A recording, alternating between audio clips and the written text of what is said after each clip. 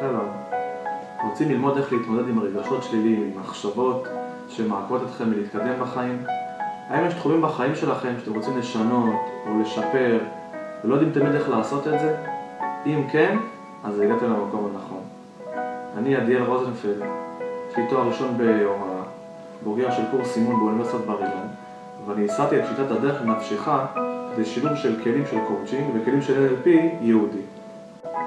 כדי להבין מהי שיטת הדרך לנפשך, אני רוצה להתחיל דווקא בסיפור, כדי שמתוך המקרה הזה תוכלו להבין מה זה תהליך של אימון. הגיע להתאמן אצלי אביחי, בחור מקסים בן 40, עובד בחברת הייטק בפתח תקווה. הוא הגיע להתאמן במטרה לשפר את מערכת היחסים שלו עם אשתו ועם הילדים. מה שחסם אותו אלו הכעסים, שהובילו לתגובות שגרמו לכל מי שסרב אותו להיפגע ממנו, אפילו להתרחק ממנו. הקשר הזוגי שלו מאוד נפגע, וגם הקשר עם הילדים. אביחי הגיע לאימון של 12 מפגשים בשיטת הדרך לנפשך, שהיא שיטה שמשלבת בין כלים עוצמתיים ופרקטיים מאוד מתחום הקואוצ'ינג, שמלמדת אותנו איך להיות במודעות מאוד מאוד ברורה, מאוד מאוד חזקה לעוצמות, לערכים שלנו, לחוזקות שיש בכל אחד ואחד מאיתנו, ונותנת לנו את האפשרות להציב מטרה ולראות איך להגיע לשאיפות שלנו בחיים בצורה הטובה ביותר. וגם כלים מתחום ה-NLP, שמלמד אותנו איך לגייס את התת מודע שלנו בעזרת כוח הדמיון, בעזרת כל כוחות הנפש שלנו, הרגש, השכל, הדמיון, הרצון. ובדרך כלל אנשים הולכים או לקורס של קואוצ'ינג, לאימון של קואוצ'ינג, או לאימון של NLP. אני מאמין ששתי השיטות האלה, גם NLP וגם קואוצ'ינג, הן שיטות שמשלימות זו את זו, שמשתלבות ביחד, ונותנות לנו הרבה אפשרות להתקדם ולהגיע למטרה שלנו, למקום של השינוי, למקום האמיתי שאנחנו רוצים להגיע בחיים. ייחודיות מאוד מאוד חשובה ונוספת שיש לשיטת הדרך נפשך, היא שאני מראה ומלמד גם באימונים שאני מעביר, איך הכל יונק וטמון ביהדות, בתורה, איך כל הכלים האלה בנויים על תורת הסוד, על תורת החסידות, על תורת המוסר. ואני מאמין בכלל שכל הפסיכולוגיה החיובית שמתפתחת היום בעולם היא יונקת וטמונה בתורה הקדושה וביהדות. אז נחזור לסיפור עם אביחי. אחרי שהוא הגיע, מיקדנו בדיוק מה הבעיה והגדרנו מה המטרה, מה היעד שאביחי רוצה להגיע אליו. כשהוא הגיע הוא חשב שהבעיה היא נובעת מסיבות שהיו לו ברורות, אבל אחרי שהגדרנו את המטרה והגדרנו את היעד שהוא רוצה להגיע, ראינו שזה לא בדיוק אותם סיבות, וזה בכלל נובע מסיבות אחרות לגמרי. לימדתי אותו כלים שעזרו לאביחי לפתח מודעות מאוד מאוד חזקה לעוצמות, לערכים שמניעים אותו בחיים.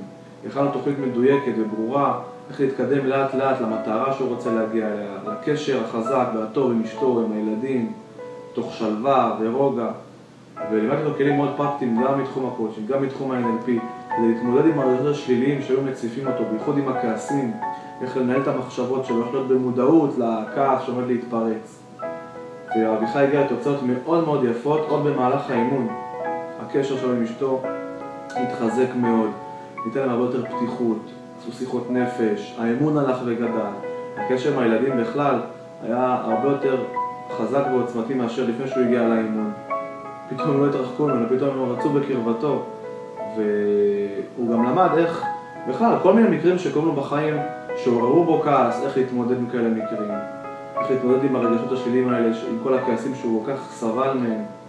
והכנו לו תוכנית איך לשמר את כל התוצאות היפות האלה שהוא הגיע במהלך האימון, איך לשמר אותם גם להמשך, שתהיה המשכיות לתהליך האימון.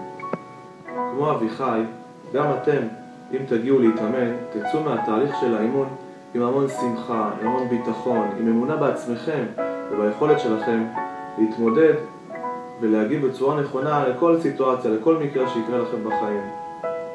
אני בטוח שזה ישפר בצורה מאוד מאוד משמעותית את הקשר שלכם ואת התקשורת שלכם בזוגיות, עם הילדים, עם חברים, עם כל מי שסובב אתכם, ותוכלו לנהל את הנפש שלכם למקום שאתם רוצים להוביל אותה, למטרות והשאיפות שלכם בחיים, ולא שהנפש שלכם תוביל אתכם לאן שהיא רוצה.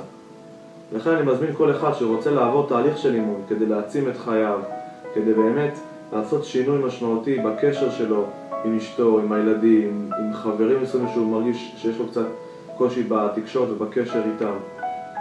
הוא מוזמן להגיע לאימון. אם אתה מרגיש ורואה שיש בך מידה מסוימת כמו כעס או עצלות או תאווה או הרגל שאתה רוצה לשנות אותו ומתקשה בשינוי הזה, אתה מוזמן להגיע להתאמן. אם אתה מרגיש שיש לך רגשות שליליים כמו כעס, כמו פחדים מסוים, דאגות, דברים שמטרידים אותך, תסכול וכל מיני דברים שאתה אמרת שהחלטת שאתה רוצה לעשות ואתה רואה שאתה לא מצליח לעמוד בהחלטה או יש דברים שמעכבים אותך, אתה מוזמן להצטרף לתהליך של אימון שאין לי ספק שהוא עושה שינוי מאוד מאוד משמעותי בכל מי שמתאמן.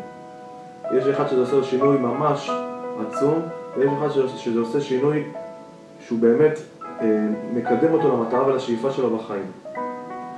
ואני חושב שכל אחד שבאמת עובד בדרך של האימון, משהו מאוד מאוד טוב קורה לו, הרבה יותר שמחה, הרבה יותר שלווה, הרבה יותר ביטחון. יש כאלה שממש פתאום הרגישו את השליחות, גילו את השליחות ואת הייעוד שלהם בחיים. ואתם מוזמנים לקחת תחרות על החיים שלכם.